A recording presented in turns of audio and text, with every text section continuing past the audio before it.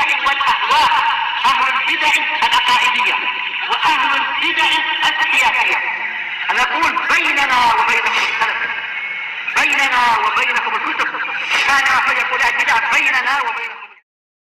Bismillahirrahmanirrahim. Qala al-Imam an-Nawawi rahimahullahu ta'ala,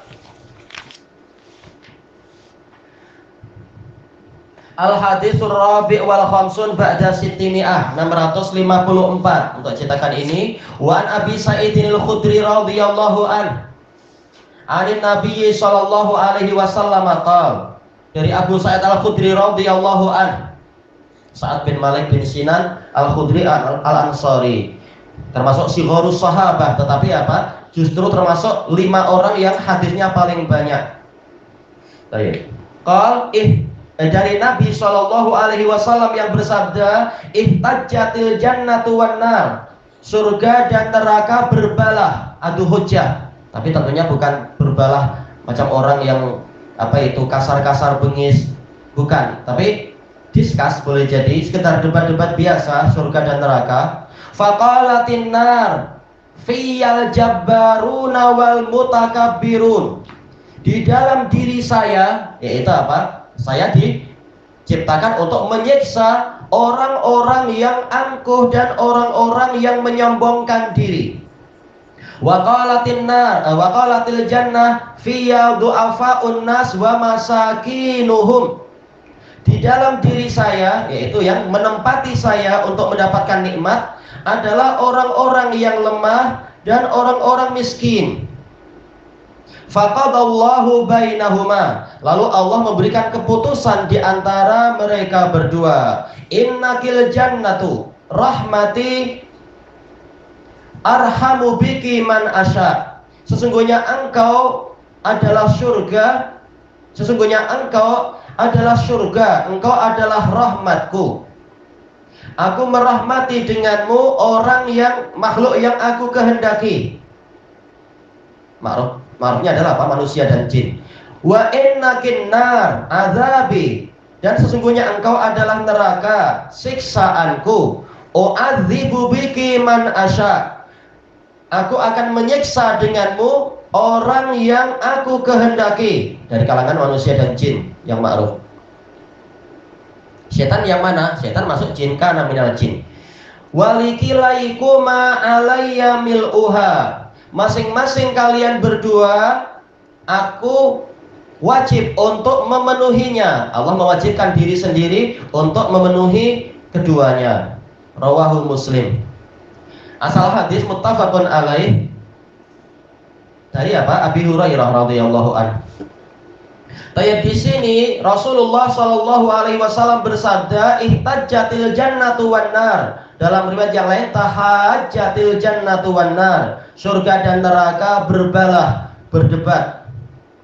Tayyib, disebutkan oleh At-Tibi rahimahullahu taala dan lain-lain, yaitu boleh jadi ini adalah ala sabilil mufakharah, dalam pola berbangga-bangga. Surga berbangga-bangga dengan penghuninya, neraka berbangga-bangga dengan penghuninya. Baik. Sekarang siapa yang bicara pertama kali dalam hadis yang ini? Neraka. Padahal tadi apa? Neraka nomor 2, ihtajatil jannatu wan nar. Ini tidak berpengaruh apa-apa, cuma dalam ilmu sastra Arab istilahnya adalah al-lafu wan nasru al-matlub, yaitu penyebutan secara global, kemudian penyebutan secara terperinci, tetapi apa? Tetapi dibalik. Setelah pertama menyebutkan surga, lalu menyebutkan neraka, ketika global, ketika diperinci neraka dulu. Nah, ini istilahnya al-lafu wan nasrul maklub. Neraka mengatakan, fa-nya fa tafsiliyah. Faqalatin nar, fa-nya tafsiliyah, diperinci. Debatnya macam apa? Fiyal jabbaruna wal mutakabbirun, neraka berbangga-bangga, yaitu di dalam diri saya ada orang-orang yang angkuh dan sombong. Apakah neraka menyombongkan diri dengan itu? Bukan itu. Tapi dijelaskan oleh Ibnu Hajar rahimahullahu ta'ala, yaitu ini adalah kebajikan saya. Saya menyiksa orang-orang yang durhaka pada Allah. Ini neraka bangga dengan itu. Dan itu suatu kebaikan untuk neraka. Sebagaimana apa? Orang yang diberi izin untuk menegakkan hukum terhadap orang-orang jahat, itu adalah amal soleh. Pemerintah wajib untuk bersyukur diberi amanah untuk menegakkan hukum. Dan ini adalah pahala yang besar, amar ma'ruf nahi mungkar, menegakkan keadilan di muka bumi. Karena memang waliul amr diposisikan di situ memang untuk menegakkan hukum di muka bumi itu, dan seterusnya. Nah, kembali ke sini pembahasannya. Jadi ini adalah kebajikan neraka. Bukan maksudnya adalah dia bangga karena ada orang sombong yang mendukungnya, orang besar. Bukan itu. Tapi dia bangga karena dia menjadi hukuman Allah terhadap orang-orang yang jahat. Ini kebaikan besar. Kemudian surga mengatakan fiya du'afa'un nas wa masakinuhum. Ini surga berbangga-bangga dengan apa? Saya menjadi nikmat Allah, menjadi pahala Allah, memberikan nikmat dan pahala dan ganjaran yang bagus untuk orang-orang yang lemah dan orang-orang yang miskin, yang selama ini di dunia mereka itu du'afa, yaitu mustad'afun, ditindas, dihinakan, diinjak-injak, sering dituntut ini, tapi ketika meminta haknya tahu-tahu disingkirkan. Ini du'afa. Nah, orang-orang lemah seperti itu Allah Ta'ala membalasi mereka dengan kenikmatan besar, yaitu surga. Nah, saya bangga dengan itu. Demikian pula orang-orang miskin di dunia, tak punya apa-apa, ingin sesuatu, cuma ditahan di dalam hati sampai mati dan seterusnya. Sebagaimana di sebagian hadis, ada sebagian orang-orang fuqara muhajirin sampai mati, mereka mati dalam keadaan hajat di dalam hati mereka. Ingin ini tak mampu, ingin itu tak mampu, ingin jihad tak mampu karena tak ada tenaga, boleh jadi sakit, dan tak ada duit untuk beli alat-alat dan seterusnya. Ini fuqara muhajirin. Tayyib. Orang-orang yang seperti itu sepanjang hidupnya, sepanjang hayatnya sabar memikul kerasnya kehidupan seperti itu, susahnya keperluan, maka Allah membalasi mereka dengan kenikmatan yang besar di surga. Ini kebaikan saya, ini amal bir saya, sebagaimana dijelaskan oleh para pensyarah.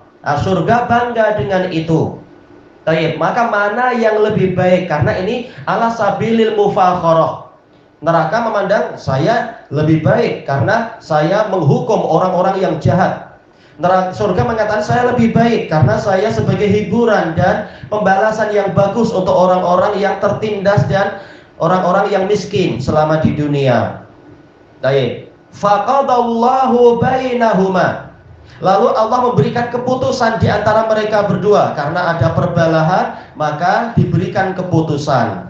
Keputusannya tidak memenangkan ini dan menundukkan yang itu, tapi apa? Masing-masing memang sudah ada bidangnya. Allah berfirman kepada surga, innakil jannah rahmati. Dalam riwayat yang lain, anti rahmati, arhamu biki man asya'u min ibadi. Kalau dalam riwayat Abi Hurairah, engkau adalah rahmatku, aku merahmati denganmu siapa saja yang aku kehendaki. Dalam riwayat Abi Hurairah, dari kalangan para hambaku. Jadi bidangmu memang masalah rahmat untuk orang-orang yang layak mendapatkan rahmat. Baik. Kemudian untuk neraka, innakin nar, sesungguhnya engkau adalah neraka, yaitu bidangmu memang itu. Yaitu azabi.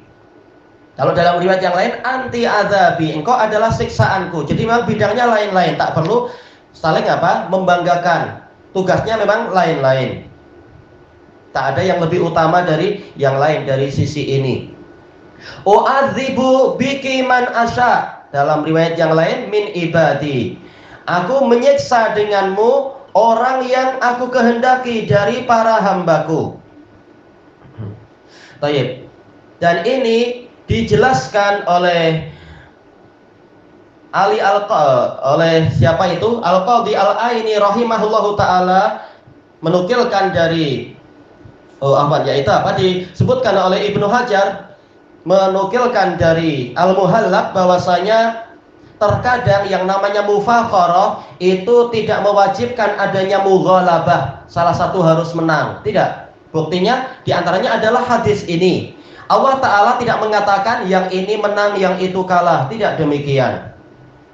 Tapi apa? Masing-masing memang bidangnya lain-lain. Inilah keputusan Allah. Untuk surga, memang surga ini rahmatnya Allah untuk merahmati makhluk-makhluk yang layak dirahmati.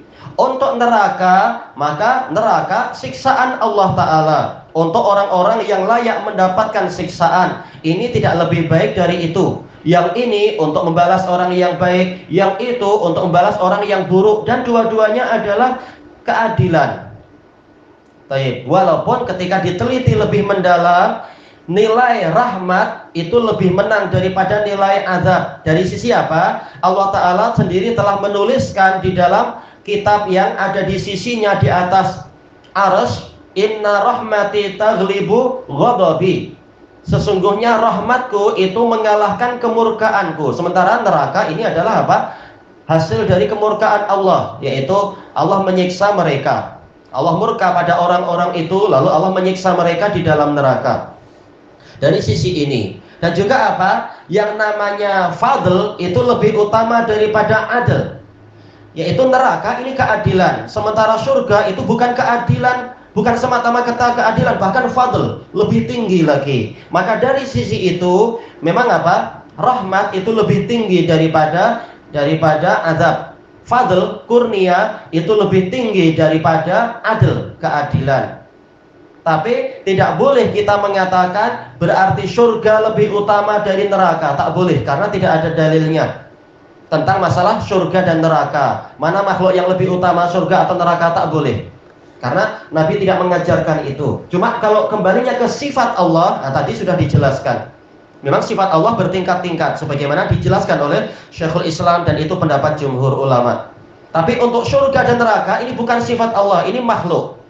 Mana yang lebih utama, surga atau neraka? Tak boleh kita mengatakan itu, karena tidak ada dalilnya. Makanya Allah tidak memberikan keputusan seperti itu. Tapi apa? Masing-masing sudah ada bidangnya sendiri. Tidak perlu yang ini menang, yang itu kalah. Dan ini kembalinya adalah kepada masyiah, kepada kehendak Allah. Apa hikmahnya di sini? Tahu-tahu dikaitkan kepada kehendak. Dijelaskan di dalam syarah-syarah tadi, disebutkan oleh Ibnu Hajar. Sebenarnya di dalam perdebatan tadi itu ada suatu bentuk syikayah, keluhan. Kenapa? Dalam riwayat yang lain, Bukhari Muslim juga, neraka mengatakan mali la yudkhiluni illal jabbarun wal mutakabbirun. Kenapa saya ini tidak ada yang mau memasuki saya? Ini bahasa kita ya. Tidak ada yang memasuki saya kecuali orang-orang yang angkuh dan sombong. Ini seakan-akan neraka mengeluh. Surga juga mengatakan pola yang seperti itu. Mali la yudkhiluni illa du'afa'un nas wa saqatuhum. Ada apa dengan saya ini? Tidak ada yang memasuki saya kecuali orang-orang yang lemah dan orang-orang yang rendahan. Saqatuhum dijelaskan oleh Ibnu Hajar, yaitu apa? Orang-orang yang dipandang rendah oleh orang-orang dunia. Sementara neraka dimasuki oleh orang-orang yang dipandang mulia oleh penduduk dunia. Rata-rata orang sombong di dunia mungkin apa? Diagung-agungkan oleh para pengikutnya dan seterusnya. Padahal mereka orang sombong, tak ada nilainya di sisi Allah Ta'ala, tak ada harganya. Maka berdasarkan riwayat yang lain, polanya pola apa tadi itu syikayah, kata Ibnu Hajar, yaitu seakan-akan ada keluhan. Kenapa seperti ini? Jelas surga dan neraka makhluk Allah yang tidak bermaksiat. Surga cinta pada orang yang baik, benci pada orang yang jahat. Neraka cinta pada orang yang baik, benci pada orang yang jahat. Makanya neraka tanya, kenapa yang memasuki saya adalah orang yang jahat-jahat?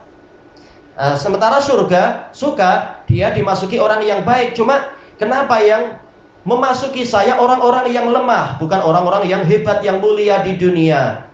Baik. Memang ada beberapa riwayat dan itu di Bukhari Muslim. Baik. Maka hikmahnya Allah menjawab kembali ke masyiah, yaitu engkau wahai neraka, memang sudah jadi kehendak saya untuk engkau dimasuki oleh orang-orang yang jahat, tapi bukan kehinaan untukmu. Engkau siksa mereka. Mereka memang makhluk yang jahat, siksa saja, hukum. Engkau adalah sebagai apa? Hukuman saya terhadap mereka. Dan engkau surga, jangan sedih hati karena yang masuk kepadamu orang-orang yang lemah. Karena memang tugasmu adalah untuk menyayangi makhluk-makhluk yang selama di dunia itu mereka dilemahkan, dihinakan, direndahkan. Padahal mereka adalah orang yang baik. Baik. Ini semuanya kembali ke masyiah Allah, kehendak Allah, tidak perlu dipertentangkan dan tidak perlu mempertentangkan, tidak perlu membantah takdir Allah. Di antara takdir adalah apa? Kehendak Allah. Memang aku kehendaki tugasmu itu. Sementara dirimu, aku kehendaki tugasmu adalah demikian dan seterusnya. Nah, di sini Allah kaitkan dengan masyiah untuk menjawab keluhan surga dan keluhan neraka. Berarti yang betul surga dan neraka ini sedang berdebat atau sedang mengeluh. Nah, ini boleh jadi ada beberapa peristiwa. Dan surga dan neraka kita tak tahu umurnya berapa ribu tahun, berapa puluh ribu tahun sejak dulu. Bukan mustahil di masa yang sangat lampau mereka mengeluh. Kenapa saya dapatnya orang yang macam ini? Kenapa yang dia dapatnya orang yang macam itu? Lalu Allah kasih keputusan. Boleh jadi suatu ketika sekarang surga dan neraka tahu tugasnya masing-masing membanggakan diri, membanggakan yang baik, nggak masalah. Allah tidak menyalahkan surga dan neraka.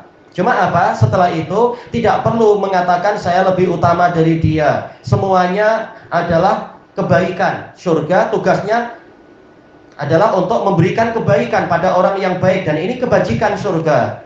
Neraka tugasnya untuk menyiksa orang yang jahat, dan ini adalah amal kebajikan neraka, istilahnya disebutkan dalam syarah itu. Jadi semuanya baik, tugasnya masing-masing lain-lain memang. Baik. Maka petugas penjara, kalau penjara syariat ini tidak perlu merasa rendah diri dengan petugas yang mungkin mengurusi, memberikan santunan.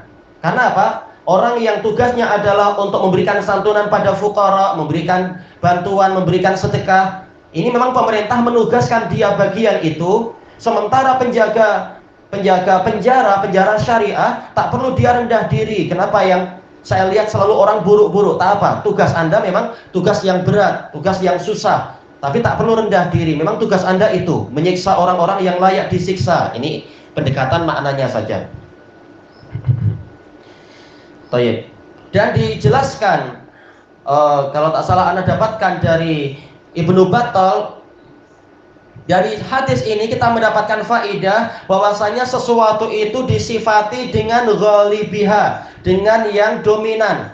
Neraka jelas yang masuk kepadanya bukan hanya orang sombong dan orang yang angkuh. Ada orang yang rendah hati, tapi kenapa masuk neraka? Karena dia mungkin karena dia rendah hati tapi mencuri, ya masuk neraka juga. Boleh jadi. Atau ada orang yang dia jujur tapi dia judi, ya jelas dia masuk neraka dengan sebab judi. Jadi yang memasuki neraka bukan hanya orang sombong, bukan hanya orang angkuh. Maksiat banyak jenisnya, bukan hanya dua perkara ini. Tetapi kenapa yang disebutkan neraka dua perkara ini? Karena inilah yang dominan. Demikian pula surga. Surga jelas yang memasuki surga bukan hanya orang yang lemah. Ada para pemimpin-pemimpin yang baik, pemimpin-pemimpin yang kuat, yang kukuh, seperti para Khulafaur Rasyidin, seperti Umar bin Abdul Aziz, seperti Harun ar-Rasyid. Insya Allah harapannya mereka masuk surga. Yaitu ada pemimpin yang baik seperti Dzulqarnain, demikian pula para nabi yang jadi raja dan seterusnya. Dan juga disebutkan di sini yaitu orang-orang miskin. Dan kita tahu yang masuk surga bukan hanya orang miskin, orang kaya banyak juga yang masuk surga. Abdurrahman bin Auf, Utsman bin Affan, siapa lagi? Thalhah bin Ubaidillah dan seterusnya. Dan orang-orang dan juga para nabi yang kaya. Nabi yang kaya siapa? Termasuk misalkan Nabi Sulaiman dan juga Nabi Ayub. Nabi Ayub kaya sebelum dicabar dan setelah selesai cabaran. Kekayaannya bahkan 2 kali lipat dan seterusnya. Tapi kenapa yang disebutkan oleh surga di sini adalah orang yang lemah dan orang miskin, menunjukkan inilah yang dominan sebagaimana dalam hadis-hadis yang lain. Makanya dari hadis ini kita mendapatkan faedah sesuatu itu disifati dengan sesuatu yang dominan pada dirinya. Baik. Maka seseorang dikatakan pendusta ketika dia banyak dusta, walaupun boleh jadi dia pernah jujur. tapi dia disifati dengan sifat yang ghalib, sifat yang dominan di situ. Baik. Walikilaiku ma'alayya mil'uha. Masing-masing kalian berdua akan aku penuhi, yaitu aku wajib untuk memenuhi kalian berdua, yaitu menyempurnakan tugas kalian. Bukankah tugas surga adalah untuk merahmati orang-orang yang layak mendapatkan rahmat? Ternyata surga itu saking luasnya, sebagaimana dalam riwayat Abi Hurairah muttafaqun alaih, ternyata masih ada sisa tempat yang luas di dalam surga. Sementara Allah sudah berjanji untuk memenuhi. Dan memang tugas surga adalah untuk merahmati orang yang layak dapat rahmat. Ternyata ada sebagian tempat kosong, maka Allah memenuhinya dengan makhluk yang lain. Dan neraka juga sangat luas. Allah Ta'ala, Rasulullah dalam hadis Abi Hurairah menyebutkan itu. Terus menerus masih ada tempat di dalam neraka, sampai dia bertanya, hal min mazid, hal min mazid, ada tambahan lagi tidak, ada tambahan lagi tidak, masih minta terus. Sementara Allah tidak menyiksa makhluk yang tidak berbuat kesalahan, maka Allah memenuhinya dengan apa? Meletakkan telapak kakinya di atas neraka, sampai neraka bilang cukup. Kata Ibnu Hajar, ini dalil yang menunjukkan bahwasanya betapa luasnya surga dan betapa luasnya neraka. Betapa luasnya surga, maka kita jangan putus asa. Oh, dosa saya banyak, saya sudah kepalang basah, mandi di longkang sajalah sekali. Tak boleh putus asa. Masih ada pintu tobat, maka bertobatlah. Kemudian neraka seluas itu, orang-orang jahat sudah masuk, tapi masih ada tempat yang kosong, maka kita hendaknya apa? Hendaknya kita merasa takut, jangan-jangan tempat kosong itu adalah tempat untuk kita. Maka segeralah bertaubat dan membersihkan diri dari dosa-dosa juga. Thayyib ilahuna wallahu a'lam.